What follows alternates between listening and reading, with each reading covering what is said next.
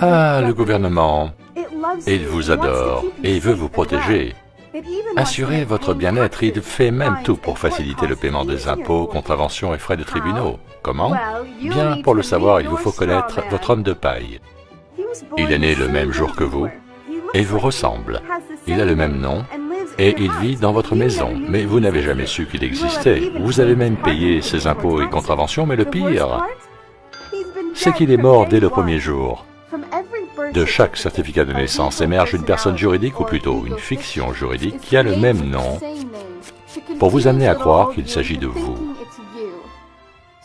Donc, il y a un vous, humain, et un vous, papier, plus communément appelé un homme de paille. Et quand il vous semble que le langage parlé par les officiels, les juges ou la police est l'anglais, cela n'en est pas, c'est du jargon juridique, employé pour obtenir votre accord sur des contrats verbaux ou écrits, sans même le savoir. Tout provient du Black's Law Dictionary. Par exemple, lorsque la police vous demande « Vous comprenez ?», vous allez dire « Oui ». Mais ce qu'ils disent vraiment est « Acceptez-vous de vous subordonner à notre autorité ?» Oupsie daisy. Vous venez juste d'entériner un contrat verbal avec eux, ces futés agents du gouvernement. Saviez-vous qu'à chaque fois que vous enregistrez quelque chose, vous en cédez la propriété à la personne de l'administration? Absolument. À chaque processus d'enregistrement auprès de l'administration, celle-ci considère que cela lui appartient. Vous immatriculez votre voiture? Génial, maintenant vous êtes le gardien immatriculé de votre véhicule et le gouvernement peut vous l'enlever si vous ne payez pas vos taxes d'homme de paille. Vous attendez un joli poupon? Ah bien, alors il vous faut signer pour votre petit chéri un certificat de naissance et tout le processus peut recommencer en créant un nouvel homme de paille pour votre nouveau-né. N'est-ce pas génial? Donc quand Junior va grandir, il va pouvoir générer des revenus exactement comme vous.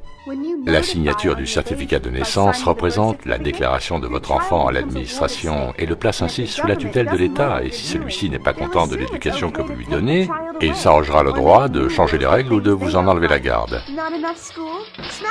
Pas assez d'école, non déclaré, trop bruyant, et ce sera direction des services sociaux pour les petits.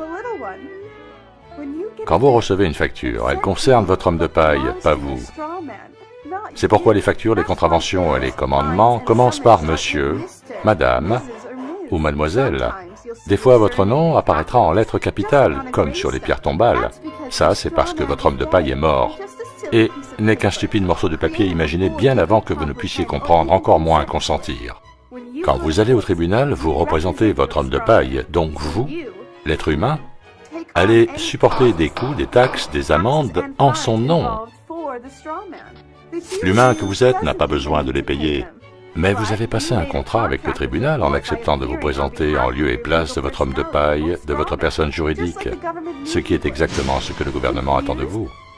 Tout cela est un peu confus? Ne vous inquiétez pas, le gouvernement ne veut bien sûr pas que vous le sachiez. Car si vous en étiez conscient, vous arrêteriez de payer ces choses qu'on appelle taxes ou contraventions, car comprenons bien qu'en vous rendant au tribunal, vous représentez votre homme de paille. Mais vous êtes vous, un être de chair et de sang. Votre homme de paille ou personne juridique n'est qu'un bout de papier dont l'existence se matérialise par votre certificat de naissance et vous avez cru que c'était vous. Grand étourdi. Si vous voulez en savoir plus, allez sur tpuc.org. Bougez-vous, informez-vous et soyez vrai.